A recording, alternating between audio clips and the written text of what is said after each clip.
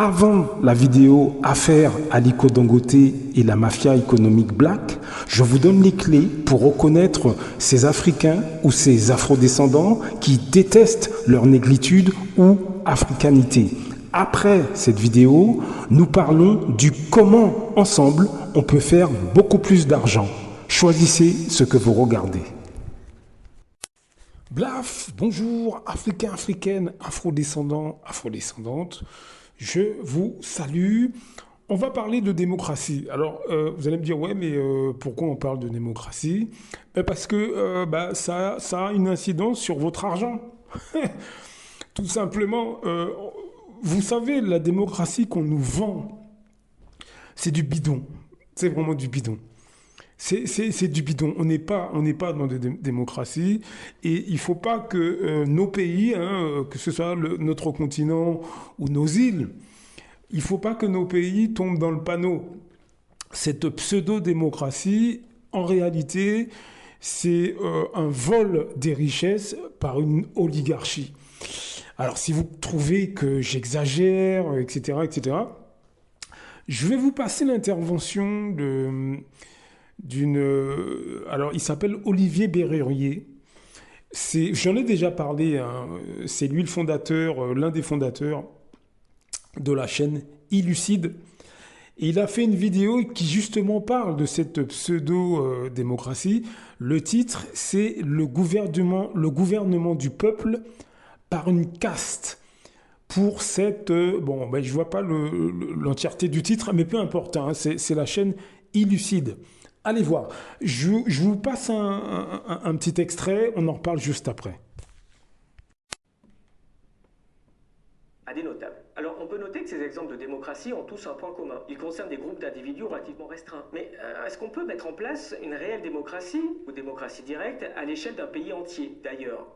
Est-ce qu'une démocratie indirecte, c'est vraiment une démocratie? Au XVIIIe siècle, les philosophes des Lumières se sont longuement penchés sur cette problématique. Selon Montesquieu, pour qu'un régime soit démocratique, il faut que le peuple dispose de la puissance souveraine. Ce à quoi Rousseau rajoutait que la souveraineté du peuple ne peut pas être représentée. Il indiquait qu'avec des représentants, le peuple se croit libre, mais qu'il ne l'est que le jour de l'élection, et se retrouve ensuite esclave jusqu'à l'élection suivante. Conformément à cette idée, la question du tirage au sort avait déjà été évoquée par ces deux penseurs, tout comme par Aristote, était vue comme une hypothèse tout à fait sérieuse. Mais la question sera totalement oubliée par la suite, même pour des élections locales, alors que les enjeux ne sont pas aussi importants. Pour comprendre comment notre régime actuel a pris forme, il faut se pencher sur les révolutions anglaises, françaises et américaines au XVIIe et XVIIIe siècle. C'est très important, car les choix institutionnels qui ont été faits il y a 2 siècles n'ont jamais été remis en question et continuent à nous impacter aujourd'hui. L'abbé Sieyès est un personnage central de la Révolution française et son cas est particulièrement éclairant en ce sens. Il devient célèbre en 1789 avec son fameux pamphlet « Qu'est-ce que le tiers-État ?» un texte fondateur de la Révolution. Il a été élu député aux États généraux où il a eu une énorme influence sur l'ensemble de ses collègues,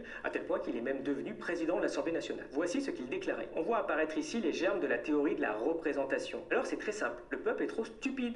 C'est un bétail qu'il faut gouverner. Nommons-lui des représentants mieux à même de déterminer quel est l'intérêt général. Les droits civiques peuvent passer par des représentants uniquement. Quand il dit ça, Sieyès opère une distinction très claire entre ce type de régime et la démocratie. Le modèle de Sieyès est en fait quelque chose que l'on pourrait nommer la représentation. Ce sont les représentants qui décident souverainement, peu importe ce que pense le peuple. C'est comme ça qu'il a pu affirmer que la France n'est point et ne peut pas être une démocratie. Dans sa conception, la représentation n'est pas une modalité de la forme démocratique. C'est véritablement quelque chose de différent et de préférable. On pourrait penser que cette vision était plus légitime à une époque où la plupart des gens ne savaient ni lire ni écrire et où la connaissance était réservée à une petite élite au sein de laquelle la classe dirigeante été recrutés. Mais le monde a changé et on a aujourd'hui des génies comme Christophe Castaner, Gérald Darmanin, Aurore Berger, qui sont chargés de déterminer et mettre en œuvre l'intérêt général. Et c'est bien sûr du pur hasard si cet intérêt général est toujours très proche des intérêts de la classe sociale des représentants. On remarque que la proposition de Sieyès ressemble énormément à ce que nous connaissons aujourd'hui. Il est clair ici que le peuple ne dispose d'aucune souveraineté. D'une manière générale, il est impressionnant de constater à quelle vitesse la révolution s'est aristocratisée. On est passé de ça, dans la Déclaration des droits de l'homme de 1789. La loi est l'expression de la volonté générale. Tous les citoyens ont droit de concourir personnellement ou par leurs représentants à sa formation. À ça, dans la Constitution de 1791. La nation, de qui seule émanent tous les pouvoirs, ne peut les exercer que par délégation. La Constitution française est représentative. Les représentants sont le corps législatif et le roi. C'est-à-dire qu'on est passé de personnellement ou par les représentants à uniquement par les représentants. La commission des 11 députés chargée d'écrire la Constitution de 1795 indiquait dans son rapport quelques éléments édifiants. Le pouvoir devait être confié à des propriétaires, des possédants, car, je cite, nous devons être gouvernés par les meilleurs sont les plus instruits, les plus intéressés au maintien de la loi. Or, à peu d'exceptions près, vous ne trouverez pareils hommes que parmi ceux qui possèdent une propriété. L'homme sans propriété, au contraire, a besoin d'un effort constant de vertu pour s'intéresser à l'ordre qui ne lui conserve rien et pour s'opposer au mouvement qui lui donne quelques espérances. Alors, ils disaient quoi, ces députés? Qu'en fait, ceux qui doivent diriger soient être les plus riches, parce que comme ils ont de la propriété, de la richesse, ils vont conserver l'ordre existant. A contrario, les plus pauvres, ils voudraient que le monde change, ils ne veulent pas garder l'ordre actuel. Et donc pour eux, il ne faut pas leur donner le pouvoir, parce que justement, ils vont s'attaquer à la propriété actuelle, et donc déstabiliser l'ordre existant. L'objectif, depuis le début, est de faire en sorte que les élus soient d'un rang social plus élevé que leurs électeurs. Pour cela, on a commencé par avoir recours au suffrage censitaire, en restreignant le corps électoral. Le cens était un impôt, ce qui veut dire qu'il fallait une certaine richesse pour devenir électeur. Ça s'oppose au suffrage universel. Il existait aussi en France révolutionnaire un sens d'éligibilité, pouvoir se présenter aux élections, dans le but de diminuer encore plus la couche des élus possibles et de mettre en avant les plus privilégiés. Les Américains se sont rendus compte qu'il n'était pas nécessaire de mettre des restrictions au droit de vote ou au droit d'élection et que le système même de désignation de représentants allait naturellement promouvoir des membres de l'oligarchie. En effet, pour être élu, un candidat doit nécessairement attirer l'attention des électeurs. Il doit être remarquable. La représentation implique en soi que l'électeur désigne une personne considérée par lui comme supérieure, même si ce n'est pas nécessairement vrai. On constate bien que c'est toujours le cas aujourd'hui, où les candidats sont en majorité issus des classes les plus favorisées. Et on observe que les électeurs ont tendance à choisir ceux qui sont le plus mis en valeur, notamment avec l'aide de l'appareil médiatique. C'est ce qu'on appelle le principe de distinction. On sait aujourd'hui que ce principe, qui est donc indissociable du processus de la représentation, s'explique par des raisons sociologiques ou psychologiques. Jean-Léon Beauvois a montré par exemple l'existence de ce qu'il a appelé une erreur fondamentale. Elle est très fréquente et elle vise à considérer les personnes plus instruites et plus riches comme plus intelligentes et plus vertueuses. Voilà, alors vous avez entendu, là c'est pas moi qui en parle, hein, c'est sur la chaîne Élucide.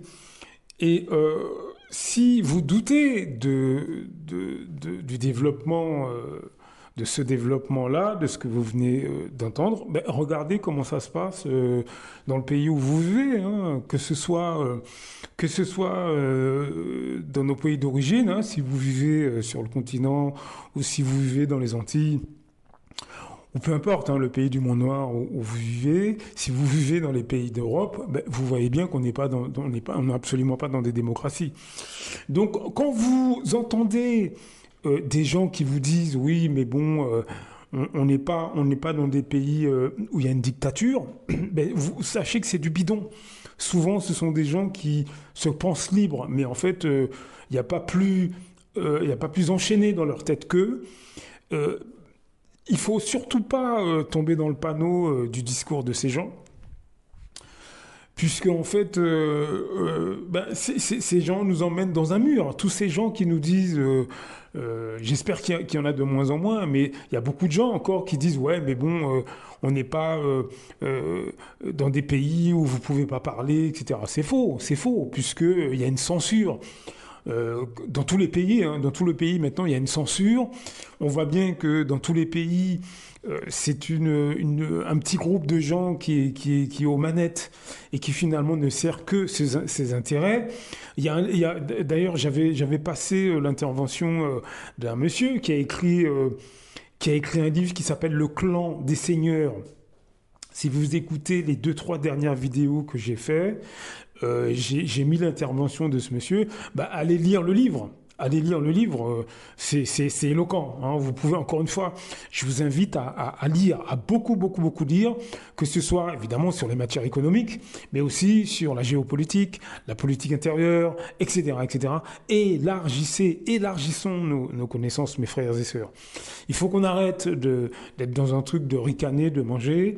Je vous ai déjà parlé de cette catégorie d'afrodescendants sur toute l'échelle sociale, hein, qui souvent nous pousse à consommer, à acheter, belles voitures, grandes maisons, montres, on rigole en groupe le week-end, on fait des grillades, mais quand on discute avec eux, c'est plat, c'est creux, ils comprennent rien et se sentent supérieurs aux autres. Donc écartez-vous de ces afrodescendants-là, écartez-vous de toutes ces personnes, afrodescendants ou pas, qui savent pas réfléchir 2 secondes à ce qui se passe autour d'eux et concentrez-vous sur l'essentiel. Est-ce que vous voyez ce que je veux dire? Concentrons-nous sur l'essentiel. Poids économique, formation, comment fonctionne l'argent. Quand vous comprenez qu'on n'est pas dans des démocraties, quel que soit le pays où vous êtes, on n'est pas dans des démocraties, c'est pas ces gens-là qui vont se soucier de votre porte-monnaie. Ils en ont rien à foutre. Eux, ils voient pour eux. Quel que soit le pays où vous êtes, moi je suis martiniquais, et les élus locaux, pour la majorité, en ont rien à foutre des Martiniquais. Ils en ont rien à foutre. Guadeloupe, pareil, les élus locaux n'ont rien à foutre.